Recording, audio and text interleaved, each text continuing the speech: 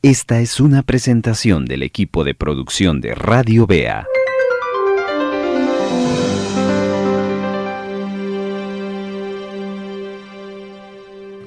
Te agradecemos, mi buen Dios, porque nos permites volvernos a dar la oportunidad de comunicarnos con nuestra audiencia a través de este tiempo que le hemos denominado el devocional. Hoy sabemos que al acercarnos de todo corazón a tu palabra, todo aquel que se acerca creyendo en ella no será la misma persona. Y creemos que en los siguientes minutos tu Santo Espíritu tendrá una acción gloriosa en la vida de aquellos que están dispuestos a escuchar tu palabra y atenderla. Oramos para que utilices el siguiente tiempo para traer sanidad física, sanidad espiritual y sanidad emocional, para que puedas establecer en nuestros oyentes, Señor, tu voluntad, reafirmar sus corazones y levantar a aquel que está caído. Creemos que esta es una buena oportunidad y una buena ocasión en la cual tu palabra será sembrada y que cada corazón que la escuche pueda, Señor, tomar la decisión después de escuchar a qué dirección y qué determinación tomará. Oro para que me ayudes a comunicar con destreza y con gracia tuya las palabras que debo de comunicar a la audiencia. En el nombre de Jesús. Amén. Radio Bea le sigue presentando Tiempo Devocional.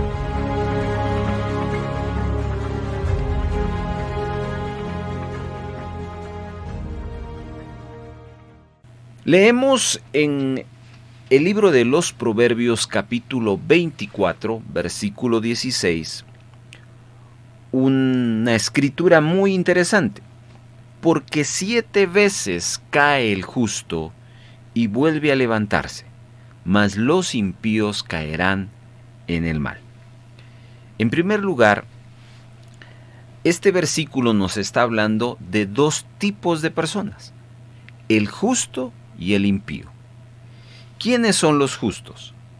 Los justos en la Biblia pueden ser tomados de 2 maneras. Número 1, justo es aquel que por la gracia, misericordia y la obra redentora de Jesucristo, al poner la fe en esa obra de salvación, recibe a Jesucristo en su corazón y como resultado el Señor lo justifica. A eso se le llama ser justificado, de tal manera que aquel que recibe la justificación es llamado justo.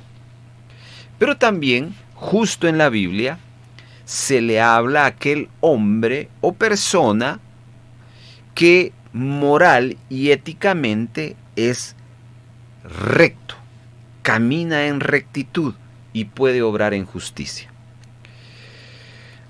Lo que es interesante es que a ambas personas se le está determinando una realidad, que los justos caen. Por ejemplo, cuando Job se le dijo que era un hombre justo, pues se está determinando que era un hombre correcto. Cuando en el Nuevo Testamento Pablo y los apóstoles hablan de aquellos que son justos, se está refiriendo a aquellos que han recibido en fe la obra de salvación en sus corazones. 2 clases de justicia. Pero lo que quiero llamar su atención es que a ambas personas les sucede lo mismo. ¿Y qué es lo que le sucede a los justos? Caen. Y cuando en la Biblia encontramos esa palabra caer, esa palabra viene de una palabra hebrea que se pronuncia kashal y habla de debilidad, de desfallecimiento, de estorbo, de tropiezo. A ambas personas se les dice que van a caer. Y no una vez, sino varias veces. Por supuesto que acá no está hablando de un permiso para poder estar cayendo o para poder estar errando o para podernos salir del camino correcto. No, no es ninguna autorización ni no es ningún permiso, sino es una realidad. Vivimos en un mundo donde existen muchas cosas imperfectas y porque ese mundo donde nosotros habitamos es imperfecto, en algunas ocasiones, por más que nosotros querramos evitar la caída, caeremos. Porque justo no implica ser perfecto. Si fuéramos perfectos, entonces estaríamos libres de la caída. Pero como somos justos, pues tenemos que aprender a lidiar ante esas cosas que nos limitan y que nos hacen tropezar. Si usted en algún momento ha tropezado en su caminar con el Señor, bueno, hay que entender qué es lo que le llevó a ese tropiezo, levantarse de ese tropiezo y seguir caminando. Porque aparte de que el verso nos habla de que los justos caen, también hay una cosa que los justos hacen al caer. Y dice, se levantan. Significa que los justos admiten el error, admiten la equivocación, pero no se quedan ahí tirados. Los justos se levantan y siguen su camino. Pero también nos habla de el segundo tipo de personas, los impíos. Los impíos son aquellos que moral y éticamente actúan desordenadamente. Y también impíos son aquellos que no quieren reconocer a Jesucristo como su Salvador, de tal manera que la obra de justificación no puede operar en ellos. A estos, el sabio Salomón les dice que caen, pero ellos no se levantan, sino que caen y no logran levantarse. ¿Por qué? Porque ellos viven para estar en el mal. Pero los justos no viven para el mal. Los justos viven para Dios. Y por eso Dios los ayuda y les da la capacidad de levantarse. En la Biblia encontramos a personajes que cayeron y pudieron levantarse porque eran justos. El más conocido de todos es el rey David, un hombre justo, un hombre que tanto en el Nuevo como en el Antiguo Testamento nos narra la trayectoria que él tuvo a lo largo de su vida y que le aparecen errores. Cayó David varias veces, pero él se levantó. Él honró a Dios porque era justo y los justos se levantan. También vemos ejemplos clásicos de personajes que cayeron, como Pedro, Simón Pedro. También erró, se equivocó, cayó, negó a Jesús. Pero él era justo y pudo levantarse. Pero también, mis amados hermanos, encontramos a personajes que cayeron y no pudieron levantarse. Un ejemplo de ellos es el antecesor del rey David, el rey Saúl. Dios le dio la oportunidad no solo de ser rey, sino de ser un ungido de parte de Dios. Y tuvo todo para tener éxito, pero no fue justo. Su caminar no fue agradable ante el Señor y cayó, y cuando cayó no se supo levantar. porque entonces es catalogado como impío, porque los impíos no se levantan. Otro ejemplo es Sansón. Sansón, a pesar de que fue un hombre que, al igual que Saúl, fue usado por Dios, él no supo levantarse. Cuando él le pidió a Dios que le retornara sus fuerzas, no fue para agradar a Dios, sino fue para vengarse, y ahí murió. Hay justos, y los justos experimentan caídas. Y hay personas que también caen y no logran levantarse. Pero ya hoy hemos entendido por qué no se levantan, porque no son justos. Pero yo sé que en esta oportunidad Dios nos da la ocasión de estar hablando con justos. Y muy probablemente si usted como justo ha experimentado caídas, este mensaje tiene que escucharlo, por favor. Porque surge una pregunta. Ya que entendemos que los justos pueden caer, no viven para caer, sino pueden caer. La pregunta que surge es, ¿por qué caen los justos? ¿Cuál es la razón específica que un justo lo lleva a la caída? Hoy Dios nos ha puesto en nuestro corazón a hablarles de esta temática. ¿Por qué caen los justos? ¿Por qué fracasan los justos? Y nuestro llamado al hablar esta temática es para que nosotros conozcamos cuál es el panorama, cuál es la razón por la cual uno como justo puede caer y por supuesto evitar caer. Si a usted le anuncian, mire, en tal lugar es un lugar donde hay mucha maldad, donde cometen muchas fechorías, evite llegar ahí. Pero yo me determino a ir a ese lugar y no hacer caso omiso de la advertencia, pues seguramente el día que yo llegue ahí, algo negativo va a pasar. ¿Por qué? Porque no hice caso a la advertencia. Y hay justos los cuales Dios les advierte y les dice, no andes por ese camino. Y los justos a veces cometemos esa falta de insensatez, de negligencia. Pero hoy queremos animar a los justos. Y Dios quiere traer a nuestra vida una advertencia. Y nos quiere llevar a el aprendizaje de cómo evitar el fracaso. Y vamos a ver una serie de situaciones que nos llevan al fracaso, que nos llevan a la caída.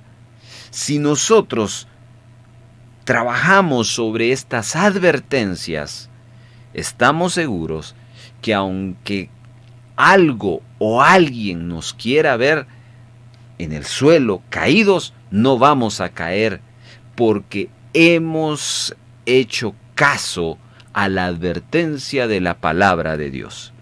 Así que hoy le hablo a esos justos que quieren ser fieles. Hoy le hablo a esos justos que no quieren caer. Pongamos atención y conozcamos por qué los justos caen o fracasan. En Génesis capítulo número 3 encontramos el relato de cómo la serpiente engañó a la primera pareja, Adán y Eva. Leamos. Versos 1 al 6 dice, pero la serpiente era astuta más que todos los animales del campo que Jehová Dios había hecho, lo cual dijo a la mujer, ¿con que Dios os ha dicho no comáis de todo árbol del huerto? Y la mujer respondió a la serpiente, del fruto de los árboles del huerto podemos comer, pero el fruto del árbol que está en medio del huerto, dijo Dios, no comeréis de él, ni le tocaréis para que no muráis. Entonces la serpiente dijo a la mujer: no moriréis, sino que sabe Dios que el día que comáis de él, serán abiertos vuestros ojos y seréis como Dios, sabiendo el bien y el mal. Y vio la mujer que el árbol era bueno para comer y que era agradable a los ojos, y árbol también codiciable para alcanzar la sabiduría. Y tomó de su fruto y comió, y dio también a su marido, el cual comió de ella. Muy bien, aquí encontramos entonces esta terrible experiencia de Adán y Eva, cómo ellos fueron creados en un estado de perfección, sin pecado, pero cayeron. Eran justos, pero cayeron. ¿Pero qué los llevó al fracaso, a la caída? Lo primero que debemos aprender es que existen leyes que rigen nuestra conducta. Y hoy quiero hablarles de una ley. La ley de la reacción. ¿Y cuál es esa ley? Toda acción genera una reacción. Es decir, existe una cadena de reacciones que pueden ser positivas o negativas, pero debemos de identificar cuál es el detonante de lo que nos puede llevar a reaccionar. La decisión que vemos en estos pasajes del 1 al 6 de Génesis 3, vemos que Adán y Eva tomaron una decisión. Esa fue la acción.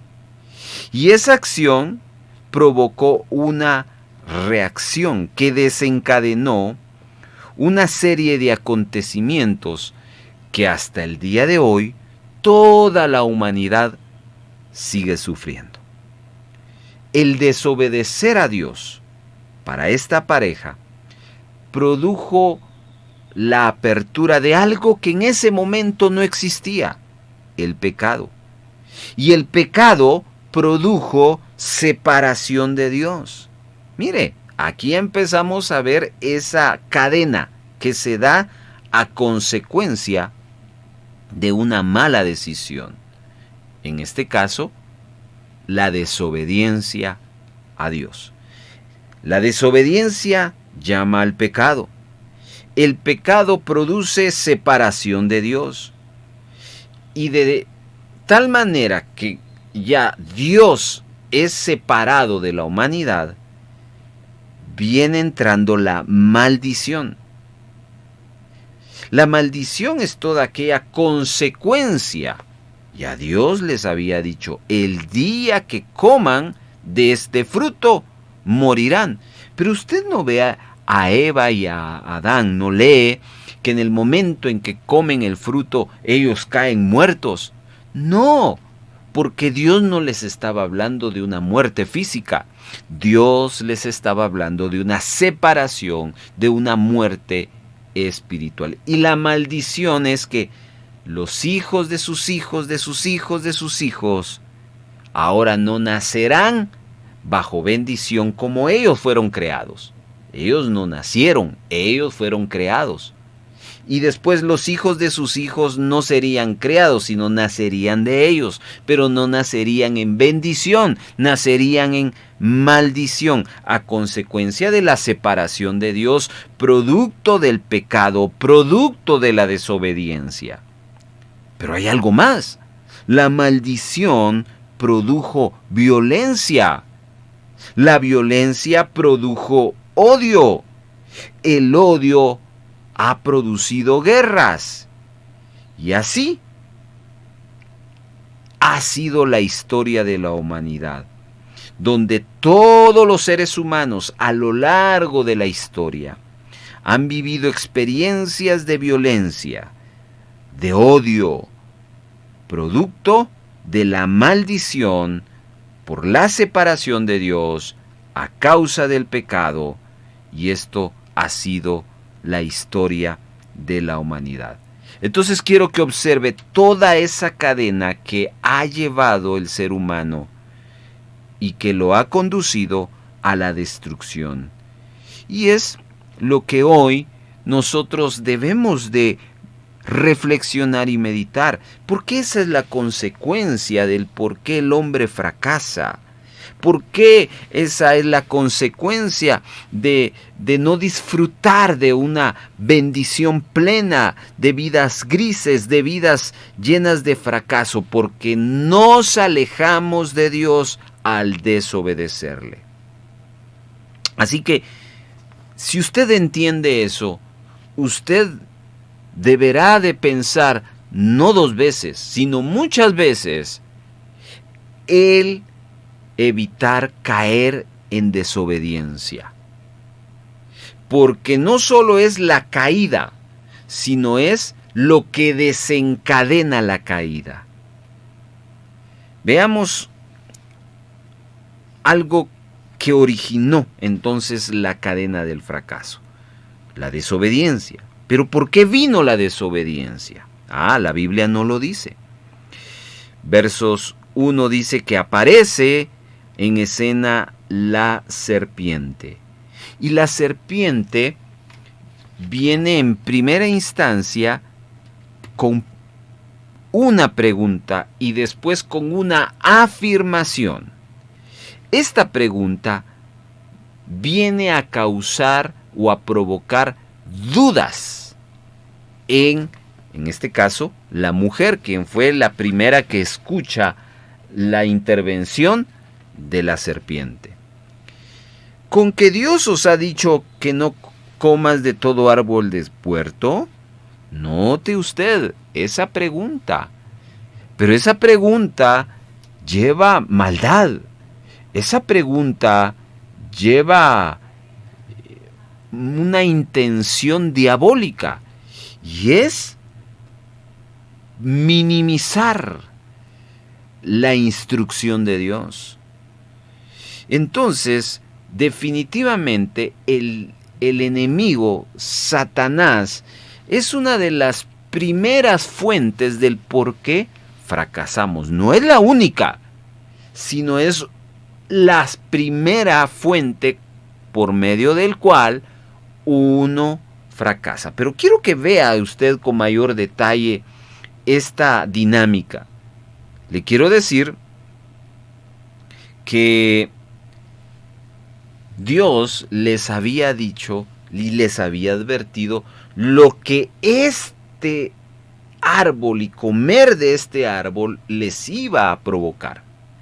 ¿Se recuerda usted que al inicio le dije, si a usted le dicen, no vaya por ese camino, porque en ese camino asaltan, porque muchas veces obviamos esa instrucción y nos metemos por el camino que no debemos andar? Si a esta mujer y a este hombre le dijeron, no comas de ese árbol, ¿por qué esa conversación viene siendo en el entorno de ese árbol? Sin duda alguna, hubo un acercamiento de parte de los hombres hacia ese árbol, y es donde Satanás interviene y empieza no obligándoles a comer, sino engañándolos. Y a eso le llamamos una insinuación diabólica. Amados hermanos, a nuestra vida llegan voces diariamente. Dios nos habla todos los días. Los hombres también nos hablan todos los días. Pero ¿sabe quién nos habla? El diablo, Satanás. Satanás nos insinúa.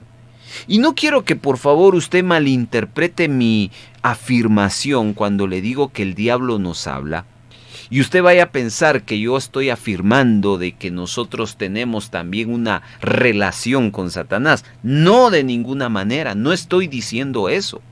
Le estoy diciendo que el trabajo de Satanás ante los justos es confundirlos. Y entonces Satanás va a provocar muchas maneras y muchas formas para que sus insinuaciones lleguen a nuestra mente y desviarnos del camino correcto.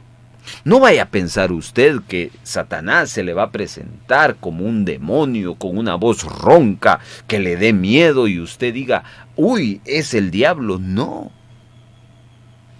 Aquí vemos que el verso número 1 habla de un animal que es más astuta que todos los animales del campo.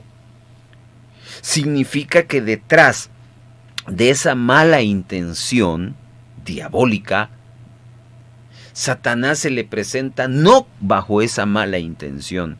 Y entonces entendemos cómo Satanás en nuestros tiempos no nos habla diabólicamente, sino nos habla de una forma natural. Por ejemplo, usted puede ver un anuncio, un comercial, escuchar un comercial que promueven ciertos productos. Y usted puede tener su atención hacia eso. Lo que no sabe es que ese anuncio, ese mensaje, le está trayendo una insinuación que lo va a conectar a la tentación. Usted puede estar leyendo el periódico, puede estar en una red social y de repente viene una imagen, una insinuación diabólica, el cual tiene como propósito traer confusión. Después de que la serpiente conecta en una conversación con la mujer, vienen las dudas, vienen las preguntas. Entonces, lo primero que Satanás hace para llevarnos al fracaso y a la destrucción es que nosotros captemos su atención en nuestro corazón y en nuestra mente para escuchar sus insinuaciones y empezar a manipular nuestros pensamientos y entonces cuestionar la voluntad de Dios. Con que no faltas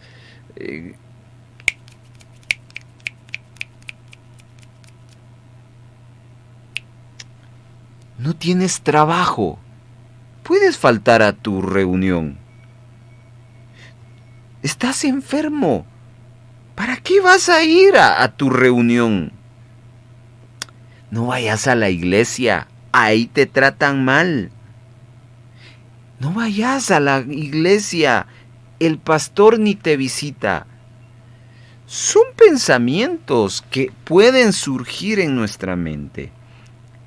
Insinuaciones de Satanás que nos quieren llevar a hacer creer que no vale la pena, en este caso, en el ejemplo que le estoy diciendo, que dedicarle tiempo a Dios es una pérdida de tiempo. Así que el fracaso comienza como una insinuación. Y es un pensamiento, una imagen, una conversación que puede surgir de la nada, pero que lleva una insinuación diabólica. Eva cayó ante la insinuación de Satanás. Por eso tenemos que darnos cuenta qué estamos pensando y analizar, esto que estoy pensando no es de Dios, y por lo tanto desecharlo. Esta conversación que estoy teniendo no es de Dios, no es agradable a Dios, no honra a Dios. Debería de cortar esa conversación y alejarse de esa conversación, etcétera, etcétera. Luego en el versículo 6, observe lo siguiente. Y vio la mujer que el árbol era bueno para comer y que era agradable a los ojos, y árbol codiciable para alcanzar la sabiduría, y tomó de su fruto y comió. Y luego también le dio a su marido del fruto. Y aquí vemos el siguiente paso. Primero una insinuación, pero después viene algo más fuerte que la insinuación. Viene una motivación a tomar una mala decisión. Mire qué interesante este punto. Motivación para tomar una mala decisión. Usted no lee que la serpiente tomó el fruto y le agarró las manos a Eva, la amarró, le abrió violentamente la boca y le metió el fruto. No lee eso. Usted lo que lee es que voluntariamente Eva tomó del fruto y lo metió a su boca. Pero antes de que usted lee eso, usted lee que tuvo una motivación visual, porque dice que fue agradable a sus ojos, y tuvo una motivación en sus sentidos, porque codició lo que miraba en ese árbol. Así que es interesante cómo Satanás, después de la insinuación, lo que después va a procurar traer a nuestra vida es una motivación. Eva fue seducida por Satanás para decidir equivocadamente y tomar del fruto y comerlo. De esa manera, desobedeciendo a Dios. Y esa palabra seducción es e ilustra lo que hablamos de motivación. Hoy existe esa motivación de Satanás de que muchos abandonemos los caminos del Señor. Abandonemos inclusive a nuestra familia. Satanás pone esa motivación usando frases, imágenes, usando nuestras emociones, nuestros sentidos, para que nosotros al final decidamos equivocadamente. La palabra de Dios nos dice que cuando no hacemos lo que tenemos que hacer, eso se le llama pecado. Santiago 4:17. Así que debemos ser responsables ante las motivaciones de Satanás para caer en un pecado, en una desobediencia. Tengo que decirle que necesitamos ser responsables. Y esa palabra nosotros la vivimos constantemente. ¿A cuántos de ustedes no les pasa que se siente muy cansado un día lunes? No quiere levantarse. La madrugada está muy fría para poder levantarse e ir a trabajar. Y todos quisiéramos permanecer en nuestro cuarto, en nuestra cama y poder seguir durmiendo. ¿Cierto? ¿O solo a mí me pasa eso? A todos nos pasa eso, mis hermanos. Pero creo que definitivamente todos asumimos una responsabilidad. Y uno dice, bueno, no me voy a levantar y me voy a ir a trabajar. Usted se determina eso porque usted es responsable. Pues es en ese mismo sentido y en esa misma ruta nosotros debemos entender lo importante que es ser responsables ante las motivaciones que el enemigo pueda poner en nuestros sentidos, en nuestros ojos, en nuestros gustos. Responsable. Primero el deber antes del placer. Primero voy a ser responsable y no ceder a una motivación extraña. Satanás jamás va a obligarnos a pecar, pero sí nos va a motivar a hacerlo. Y va a insistir una y otra vez para que nosotros decidamos mal.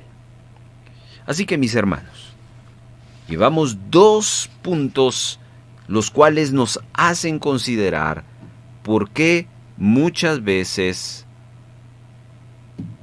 fracasamos.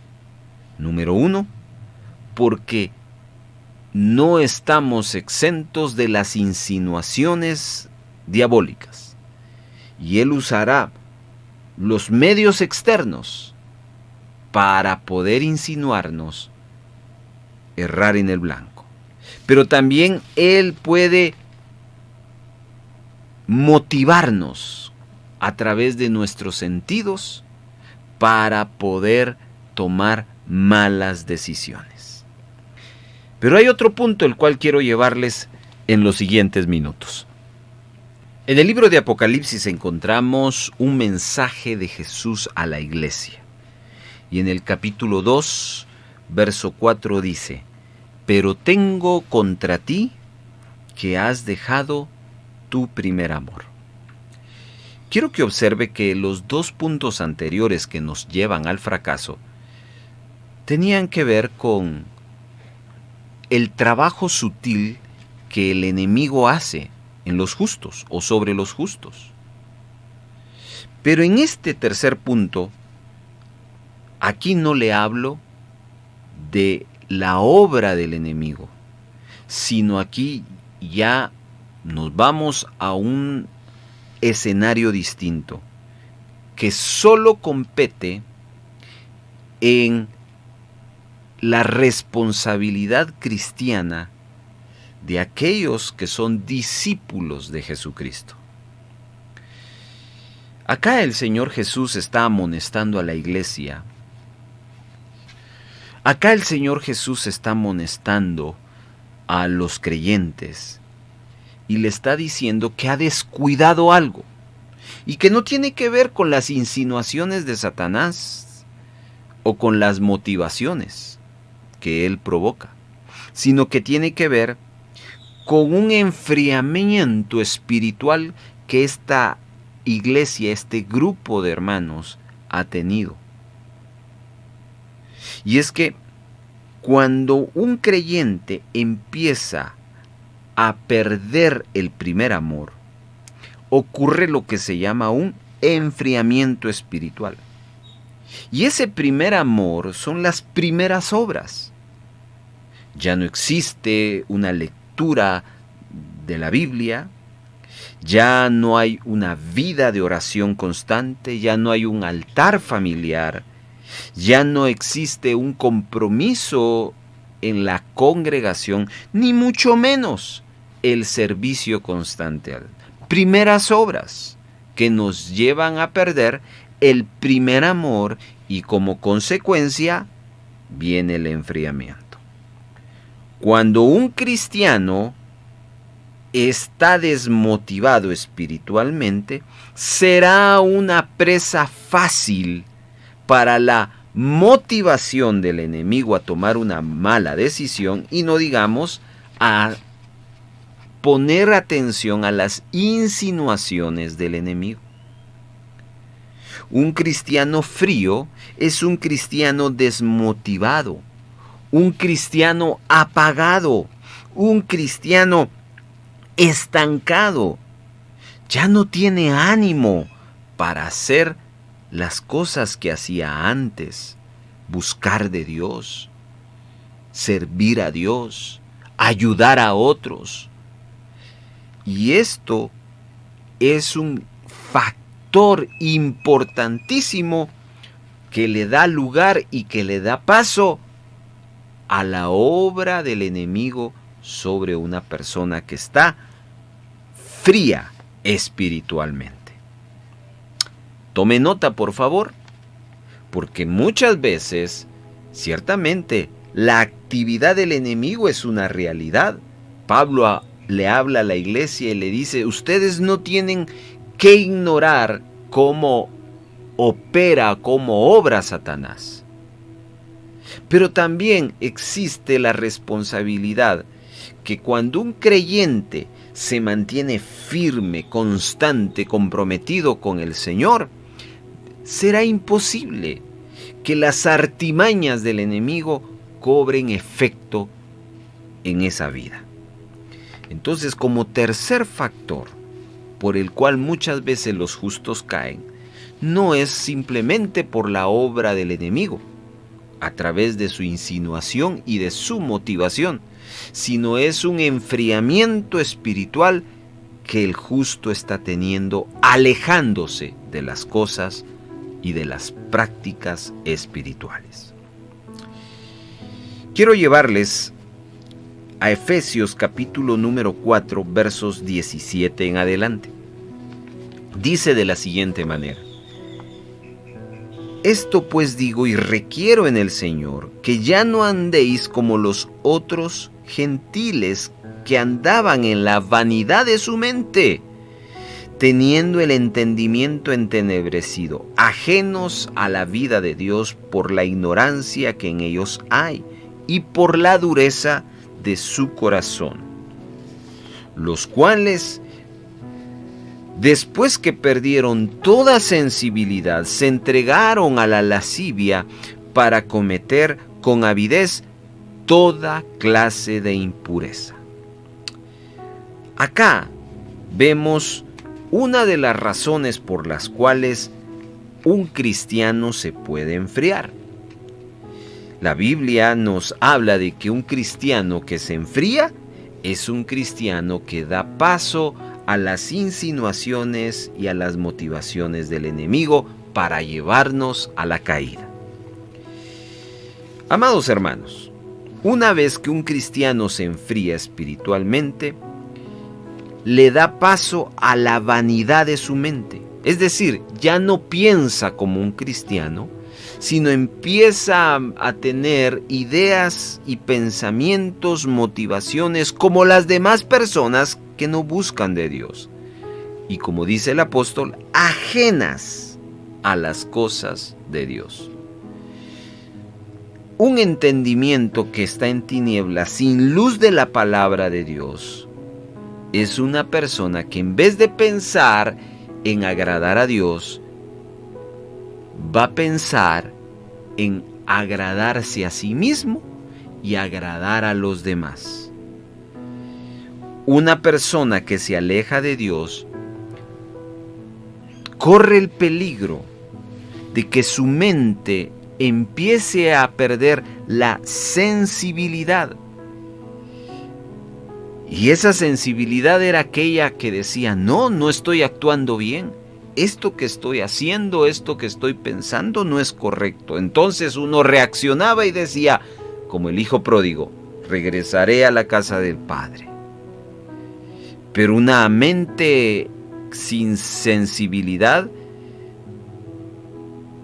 es incapaz de reaccionar.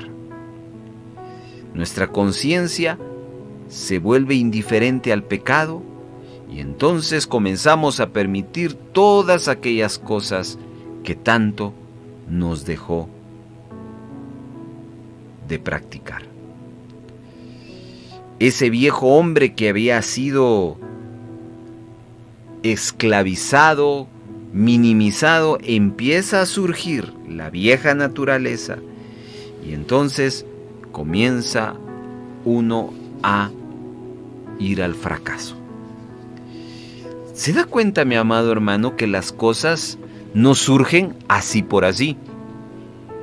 Nuestros errores, nuestras caídas no surgen. Es que yo cuando sentí, ya estaba pecando. No, eso no existe, amado hermano. No existe esa inconsciencia ante el error. Si una vez nosotros erramos, es porque algo causó el error. Y hoy le he estado hablando de 3 a 4 cosas por las cuales nos llevan a la caída. Número 1, somos conscientes de que tenemos un enemigo externo y un enemigo interno. Y el enemigo externo trabaja de 2 maneras. Nos insinúa. Y número 2, nos motiva. Y de esa manera Satanás ha trabajado como trabajó con Eva, con Adán, con Caín, como trabajó con Lot, como trabajó con Sansón, con Saúl. También trabajó con la mujer de Job, con la esposa de Job. Trabajó con Salomón de esa manera. Trabajó con Judas, trabajó con Pedro en algún momento en su vida, con Ananías y Zafira. Insinuó y motivó. el enemigo externo. Pero el enemigo interno, que es nuestra carnalidad, nuestro deseo y nuestros pensamientos, también no nos favorecen. Por eso es que necesitamos estar en una constante espiritual, en un avivamiento espiritual, porque si no hay un avivamiento espiritual, viene un enfriamiento espiritual, y entonces ese enfriamiento nos deja a que nuestro corazón se insensibilice al pecado, de tal manera que empezamos a actuar como todo mundo actúa, y ya esa conciencia, ya esa sensibilidad a sentirnos mal, ya no ocurre en nosotros, porque nuestro corazón se ha volcado a una vida pecaminosa.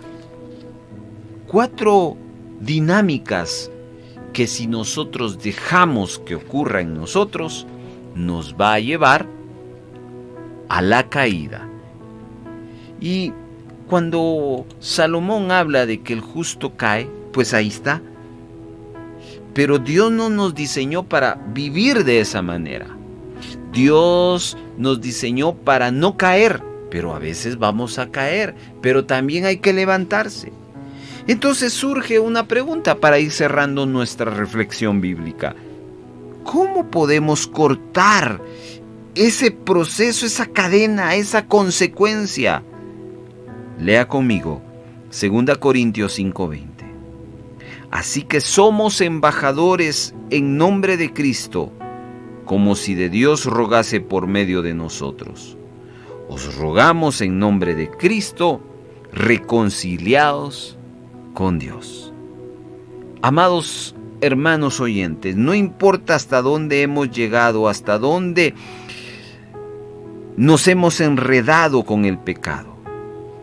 Hoy la forma de poder levantarnos se llama reconciliación con Dios. Si usted no deja el pecado, usted se hundirá más, usted se enredará más y mayores consecuencias traerá para su vida y para los que le aman. Pero si hoy usted voltea a ver a la cruz, no va a haber un dedo acusándole, sino unas manos diciéndole: regresa, reconcíliate.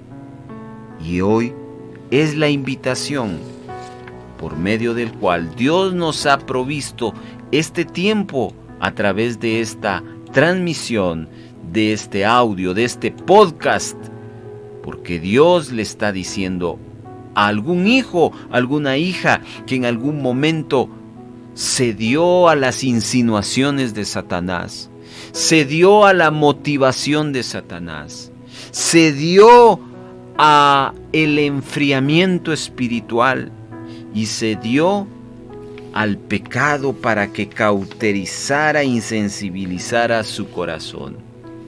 ¿Sabe? David fracasó, cayó, pero él supo levantarse porque entendió que su lugar no era estar en el suelo, no era estar en el lodo del pecado. Entendió que su lugar era estar de pie como justo.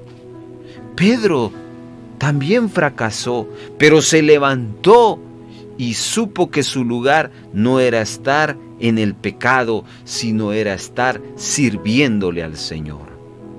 Y cada uno de los héroes de la fe que leemos fracasaron, porque justos eran, pero no eran perfectos, pero se levantaron en el nombre de Jesús y se reconciliaron. Y esa es la invitación que hoy queremos traer a su corazón. Dios desea que usted se acerque una vez más a su redil y que deje la vida que está llevando y que hoy se determine a cortar esa cadena de fracaso. Porque si usted no la corta, usted irá de fracaso en fracaso, fracaso en fracaso, y marcará su vida no como justo, sino como un impío. Hoy oro para que el Espíritu Santo toque su vida. Y si usted desea reconciliarse con el Señor, puede decirle en este momento: Señor, perdóname. Señor, he pecado contra el cielo y contra ti.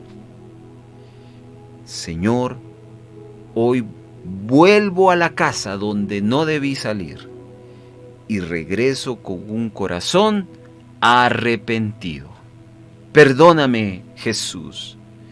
Hoy me reconcilio contigo y corta toda maldición, todo fracaso de mi vida. En el nombre de Jesús. Amén.